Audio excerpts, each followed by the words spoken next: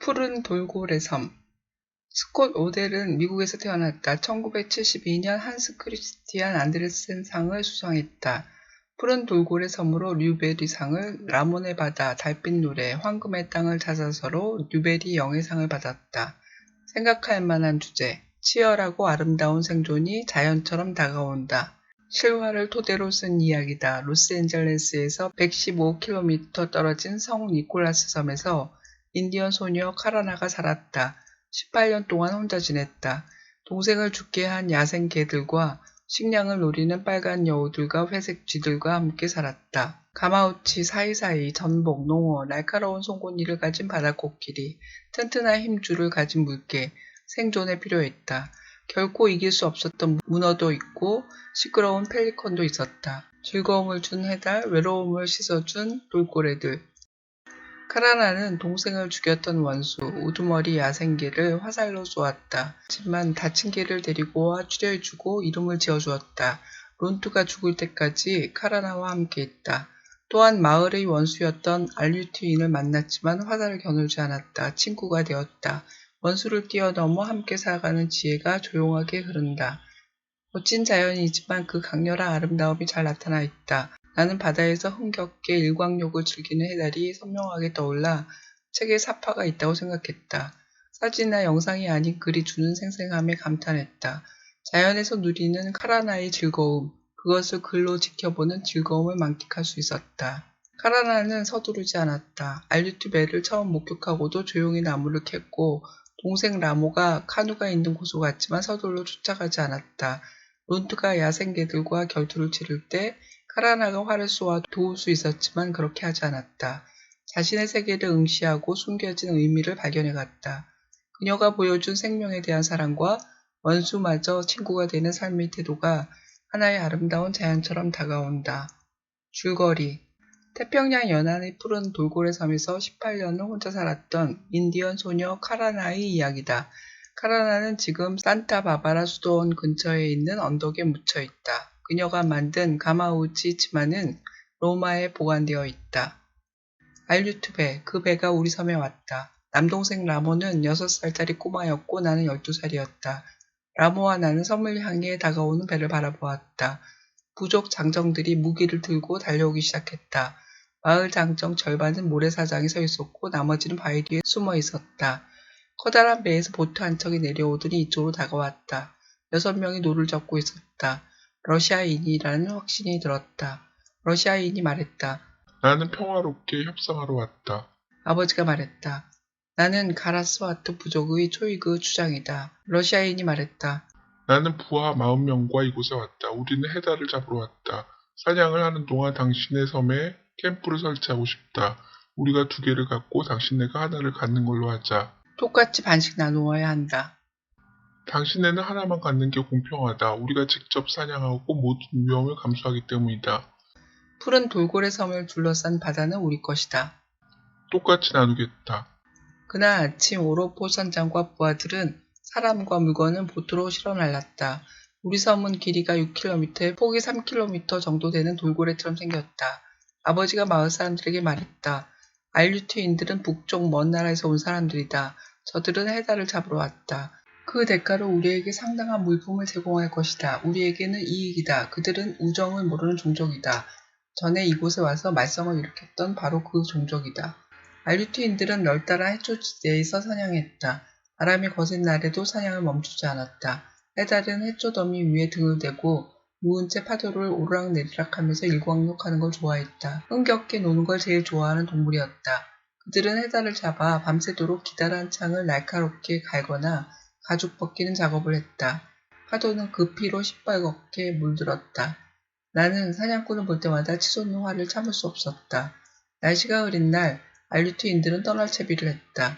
선장은 아직까지 아버지에게 아무런 목도 지불하지 않은 상태였다. 마을 사람 모두가 서둘러 산호만으로 달려갔다. 물 앞에 언니와 나는 절벽 위로 올라갔다. 머리를 흔드는 아버지의 모습이 보였다. 해달 가죽을 실은 보트가 배를 향해 떠나가고 있었다. 선장이 신호를 보내자 보트에서 알류트인 2명이 검은 상자를 하나를 들고 해변가로 올라왔다. 해달 가죽 하나에 구슬 목걸이 하나는 공평하지 않다. 당신은 해달 가죽 뭉치 105개를 배에 실었다. 이곳에는 아직 15개가 남아있다. 이만한 상자 3개를 가져와야 한다. 말이 끝나자마자 많은 사냥꾼들이 해달 가죽을 들고 보트가 있는 곳으로 갔다. 사냥꾼들이 아버지를 지나 보트가 있는 곳으로 가려고 하자 아버지가 길을 가로막았다. 나머지 가죽은 이곳에 남겨두어야 한다. 다른 상자를 가져올 때까지. 나는 어떤 일이 일어났는지 지금도 모른다. 노라페 언니가 갑자기 비명을 질렀으며 아버지가 바위에 쓰러졌다. 배 가판에서 하얀 연기가 일어나더니 번개친 소리가 절벽에 울려 퍼졌다. 우리 전사 5명이 바닥에 쓰러졌다. 처음에는 우리가 전투에서 이길 것 같았다. 하지만 배로 올라간 오로포 선장이 부하들을 데리고 돌아오는 순간 상황이 바뀌었다. 전사들은 대부분 모래사장에 쓰러지고 얼마 남지 않은 전사들은 부상당했다. 아버지는 모래사장에 쓰러져 일어나지 못했다. 카라스아트 마을이 생긴 일에 가장 끔찍한 시간이었다. 42명의 부족 남자들이 이제는 15명만 남았다. 새 추장을 뽑았다. 산호만에서 죽은 사람들이 여전히 우리 곁에 있었다. 모두의 마음속에 살고 있었다. 예전보다 많은 일을 해야 한다는 것보다 죽은 사람들에 대한 기억이 우리의 마음을 짓눌렀다. 사람들이 서로 만나도 입을 열지 않았고 웃음을 찾아볼 수도 없었다. 추장 킴키는 동쪽 나라에 가봐야겠다고 말했다. 우리들이 살만한 곳을 찾아봐야겠다는 것이다. 킴키가 떠난 지 한 달이 지났다. 그러나 킴키는 돌아오지 않았다. 봄이 다시 왔다. 배 한 척이 들어섰다. 전가를 가지고 온 난코가 뛰어왔다. 그 배는 알류트 배가 아니에요. 배 안에는 하얀 사람들이 타고 있어요. 그들은 킴키 추장이 보낸 사람들이에요. 우리를 다른 곳으로 데려간대요. 하얀 사람들이 우리를 어디로 데려갈지 몰라 두려웠으나 그래도 모두들 즐거운 표정이었다. 배는 산호만 바깥에 있었다. 부족의 모든 남자들은 이미 커다란 배 위에 올라타 있었다. 난코는 동생 라모가 제일 먼저 보트에 탔다고 자신있게 말했다.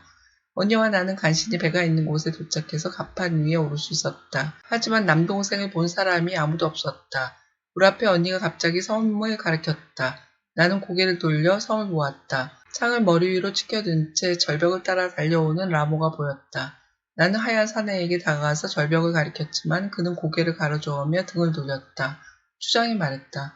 라모가 올 때까지 기다릴 수 없어. 배가 파도에 밀려서 암초에 부닥치고 말 거야. 나중에 다시 데리러 오자. 음식과 물과 잠잘 곳이 있으니까 괜찮을 거야. 안 돼요. 추장의 얼굴은 돌처럼 딱딱했다. 나는 갑판을 가로질러 갔다. 나를 잡으려는 수많은 손길을 뿌리치고 바닷속으로 몸을 던졌다. 해변가를 향해 헤엄쳤다.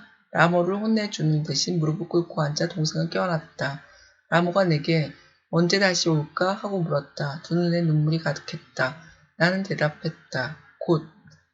오두막을 향해 몇 걸음 옮기지 않았는데 이상하게도 급하게 달리는 듯한 소리가 들렸다.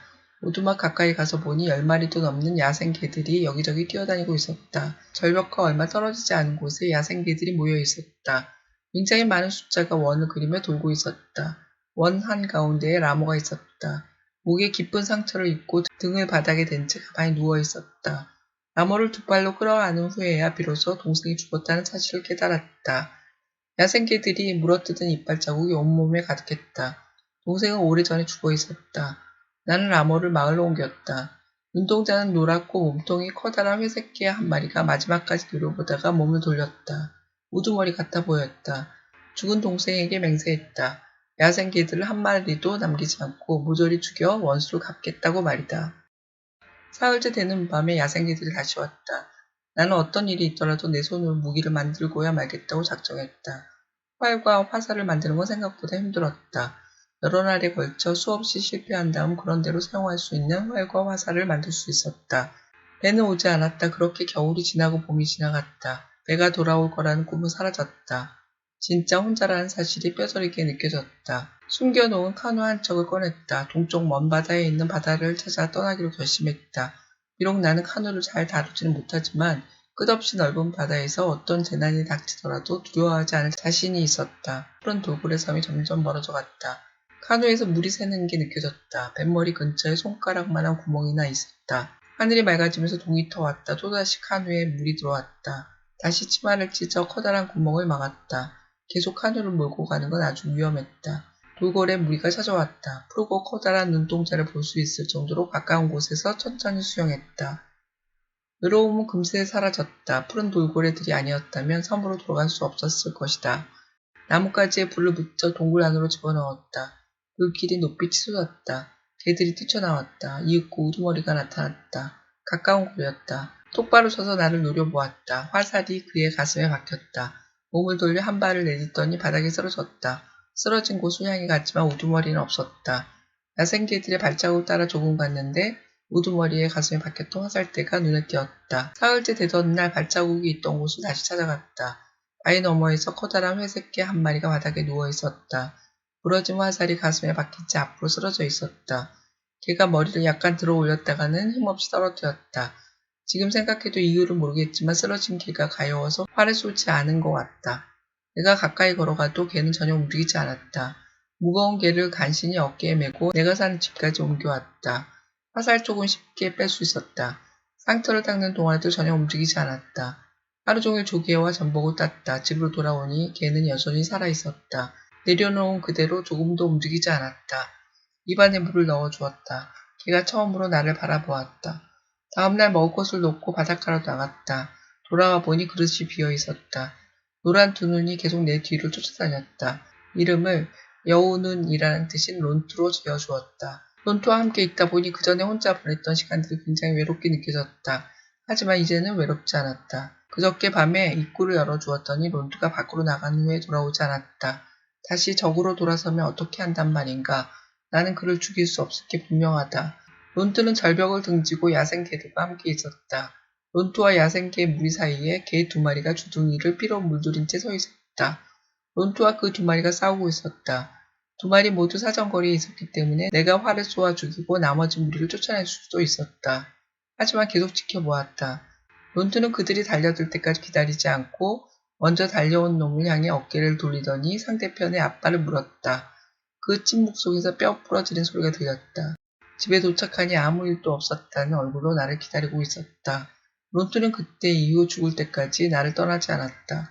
야생개들 역시 두 번 다시 우리 집 근처에 나타나지 않았다. 여름이 두 번 지나갔지만 알류트 사냥꾼은 나타나지 않았다. 그래도 그들이 오나 항상 살펴보았다. 어느 날 드디어 알류트의 인이 나타났다. 나는 가마우치 치마를 만들기 시작했다. 발자국 소리가 들렸다. 알류트 여자가 덤프 속에서 내려다보고 있었다. 단숨에 창을 던질 수 있는 거리였지만 창을 던지지 않았다. 알류트인들이 우리 부족 전사들을 처참하게 학살했는데 내가 왜 창을 던지지 않았는지 지금 생각해도 이해할 수 없다. 여자가 자기를 가리키며 말했다. 투톡. 여자는 나에게 미소를 지어 보였다. 여자는 내 치마를 가리키며 말했다. 윈차. 오랜만에 듣는 사람의 소리라 그런지 원수가 하는 말인데도 기분이 좋았다. 여자는 계속 동굴을 바라보았다. 하지만 더 이상 묻지 않았다. 동굴 앞에 있는 평평한 바위 위에 어떤 물건이 놓여 있었다. 한 번도 온 적이 없는 그 물건은 검은 돌로 만든 목걸이였다. 나는 동굴에 들어가지도 않았고 그 목걸이를 집어들지도 않았다. 다음날 여자가 목걸이를 집어들더니 다시 내려놓고 왔던 길로 다시 갔다. 나는 뒤따라가며 소리쳤다. 투톡 투톡. 나는 목걸이를 목에 걸고 몸을 돌렸다. 여자가 말했다. 윈차. 나도 따라했다. 윈차. 그 다음날 나는 머리에 꽂을 수 있는 동그란 띠를 만들어 선물했다. 윈차. 여자는 감탄하더니 나를 껴안았다. 여자는 그 후에도 매일 아침 동굴로 찾아왔다. 그런데 어느 날 아침 여자가 나타나지 않았다. 다음날 동이 텄을 때 선착장에는 아무도 없었다. 맨머리와 돛지 빨간 알류트 배는 이미 사라지고 없었다. 투톡 생각이 물밀듯이 일어났다. 갑자기 섬 전체가 너무 조용하게만 느껴졌다. 나는 해달 망토가 닳아서 못쓰게 된 다음에도 절대 해달을 잡지 않았다. 깃털을 구하려고 가마우지를 잡는 일도 하지 않았다. 힘줄을 구하려고 물개를 잡는 일도 없었다. 야생개도 죽이지 않았고 바다코끼리도 잡지 않았다. 나에겐 모든 동물과 새들이 사람과 똑같이 느껴졌다. 이들이 없다면 이 세상을 살아가는 건 정말 재미없을 것이다. 론트는 봄부터 해안가로 갈 때마다 함께 가지 않으려 했다. 그냥 집 앞에 엎드려서 햇볕 쬐는 걸 좋아할 뿐이었다. 론트는 보름달이 뜰 때마다 밖으로 내보내달라고 짖었다. 밤에 밖으로 나갔다가 다음날 아침에 돌아왔다. 하지만 이번에는 돌아오지 않았다. 그가 한때 살았던 동굴로 갔다. 론트는 동굴 속 구석진 곳에 혼자 누워있었다. 동이틀 즈음에 그를 두 팔로 안고 동굴을 떠났다. 아주 가벼웠다. 그의 가슴에 한 손을 얹었다. 심장이 뛰는 걸 느낄 수는 있었다. 단 2번. 그리고는 더 이상 뛰지 않았다. 론트를 집 옆에 묻었다. 여름이 되어 론트와 똑같이 생긴 젊은 개 한 마리를 발견했다. 크고 노란 눈을 가지고 있었고 론트처럼 목에 난 털을 흩날리며 우아하게 달렸다. 론트 아루라고 정했다. 론트의 아들이라는 뜻이다. 얼마 안 가서 론트 아루는 나와 친구가 되었다. 하루는 깨어보니 푸른 돌고래 섬이 완전히 다른 섬으로 변해 있었다.